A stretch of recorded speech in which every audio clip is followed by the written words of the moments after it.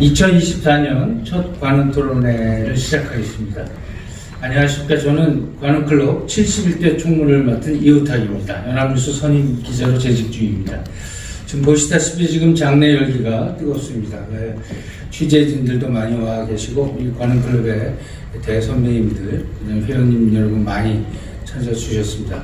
곧 설날이고요. 새해 복 많이 받으시기 바랍니다.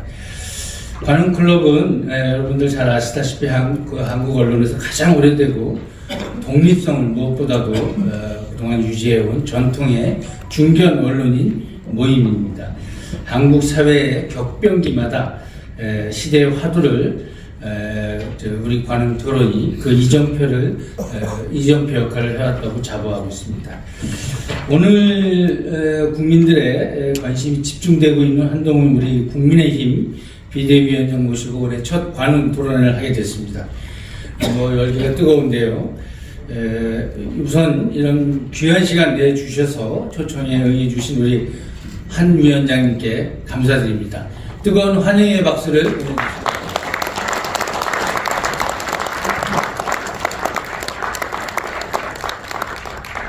예, 한 위원장님, 우리 국민의힘 측에서 양력을 보내주셨는데, 워낙 유명하신 분입니다. 1973년이시고, 서울대 법대 나오시고, 사시 합격하시고, 검사, 그 다음에 법무장관을 거쳐서 지금, 집권 여당의 대표를 맡고 계십니다. 여러분들 다 아시니까 그런 경력과 이런 자세한 내용은 넘어가도록 하겠습니다. 그러면 오늘 패널로 참석한 분들부터 소개하겠습니다. 저를 기준으로 오른쪽부터 하겠습니다. 제일 오른쪽 황준범 한겨레신문 정치부장입니다. 그 다음 우리 이재교 문화일보 정치부장입니다. 그리고 김승년 동아일보 논설위원입니다. 그리고 MBC 김경태 국장입니다. 마지막으로 우리 갑자기 남혁상 우리 편집부국장이십니다. 예, 그럼 먼저 우리 한 위원장님 기조연설 말씀 듣고 바로 토론에 들어가도록 하겠습니다. 인사드리겠습니다. 불러주셔서 고맙습니다.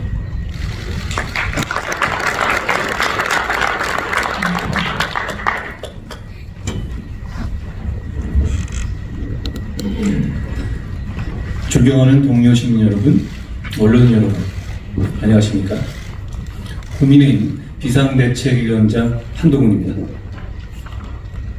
먼저 역사와 전통을 가진 정론직필의 상징, 관훈클럽에 초청받은 것을 영광스럽게 생각합니다. 오늘로 제가 집권 여당인 국민의힘을 이끌게 된 지 한 달이 좀 넘었습니다만, 불과 두어 달 전까지만 해도 제 인생이 오늘처럼 될 거라고는 생각하지 못했습니다.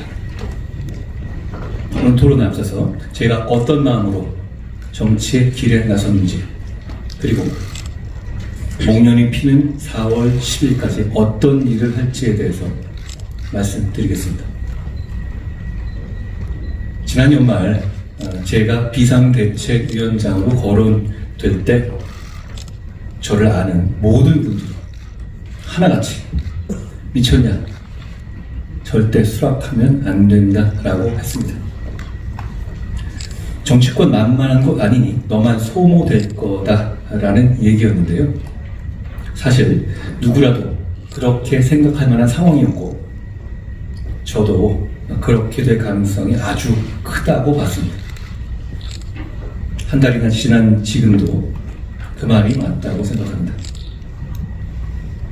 제가 4월 10일 이후의 인생은 생각하지 않는다는 말을 했었는데요.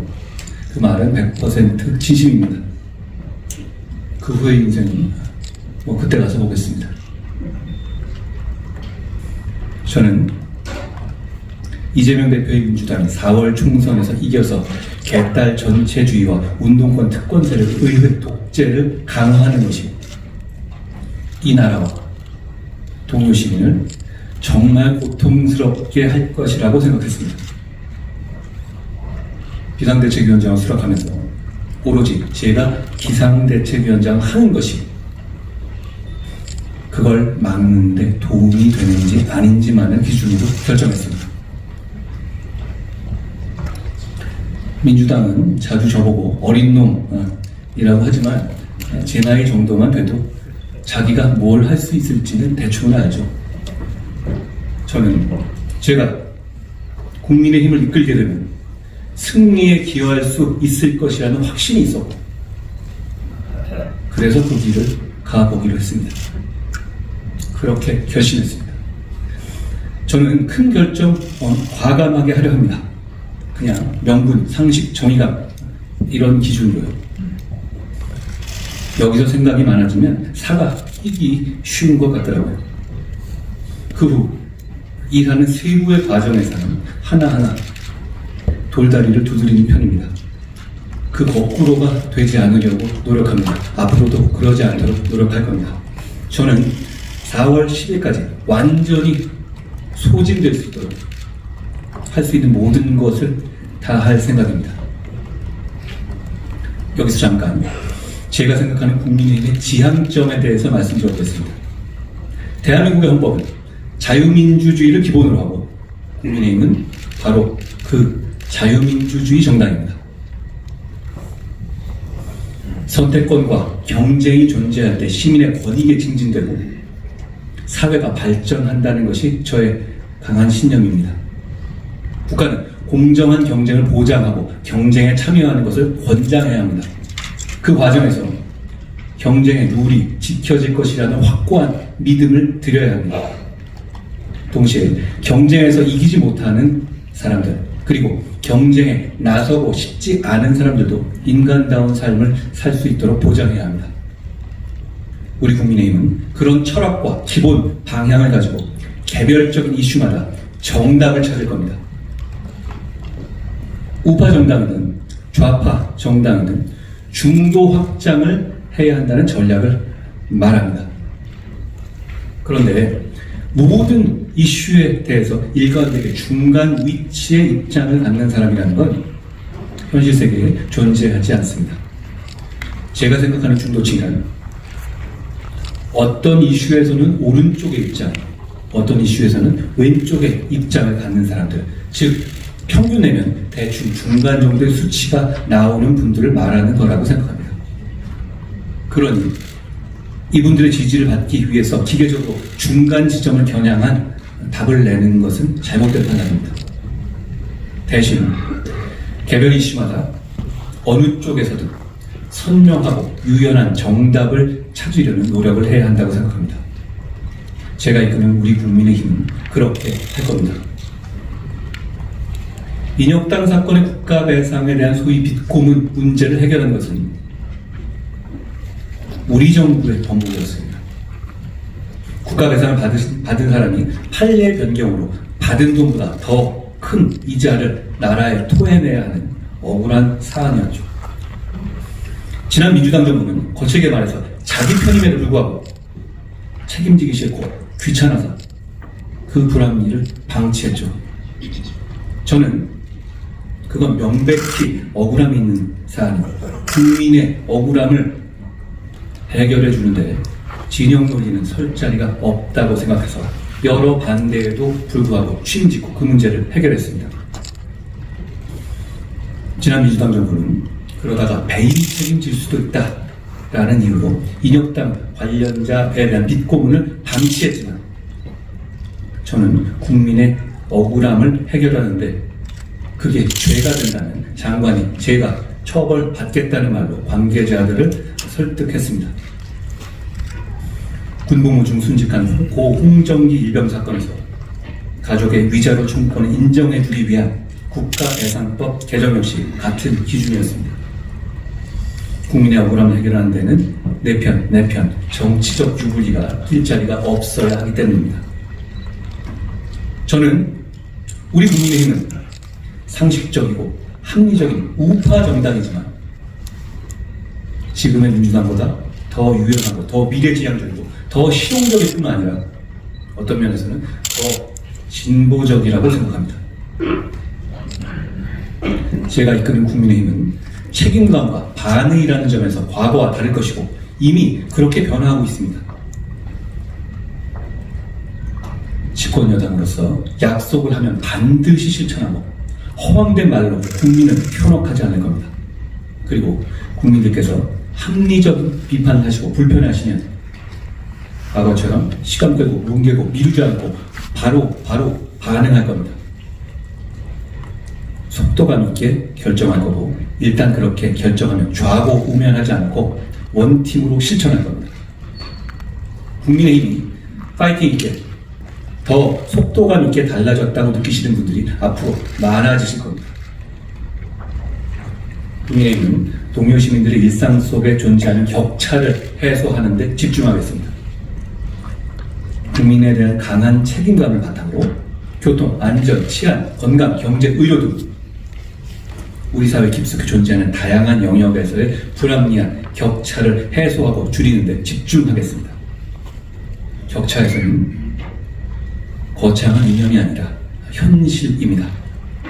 지역 간 이동에 불편을 주는 교통격차, 국민의 생명과 건강을 보장하는 의료격차, 어디에 살든 안전한 환경이 보장되는 치안격차, 이런 것들은 모든 현실 속에 국민의 일상에서 이루어지는 현실입니다. 격차에서 공약들은 우리 당의 국민에 대한 무거운 책임감에서 비롯하는 것이며 우리의 그 책임감이 국민의 삶의 변화를 만들어내기를 기대합니다. 국민의힘은 국회의원 특권 내려놓기를 비롯한 정치개혁을 반드시 해내겠습니다.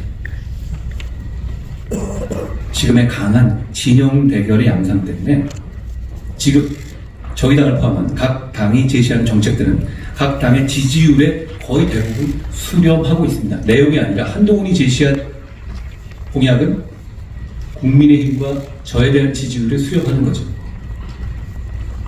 그렇습니다만 국회의원 정수 축소, 세비, 중위소득화 같은 국민의힘의 정치개혁 그리고 국회의원 특권 내려놓기에 대해서는 국민의힘의 지지율을 훨씬 넘는 60%에 이르는 압도적인 지지가 확인되고 있습니다.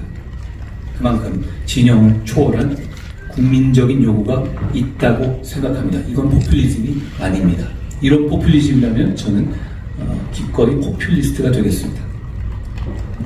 국민의힘은 불체포 특권의 포기, 금고형 이상의 확정 시 세비 반납, 출판 기념회를 통한 정치 자금 수수에 대한 서약을 바로 이번 공천 신청의 필수 조건으로 해서 실천했고 귀책 사유로 인한 재보궐선거 무공천도 총선과 치러지는 이번 선거부터 바로 실천했습니다. 제가 드리는 말씀이 완전히 새로운 얘기들은 아님에도 불구하고 국민들께서 이렇게 큰 관심과 지지를 보여주시는 이유는 과거에 흐지부지 되던 정치개혁 논의들과 달리 제가 이끄는 국민의힘은 이번에 진짜로 이걸 할 것이라는 점을 현명하신 국민들께서 알아봐 주셨기 때문이라고 생각합니다.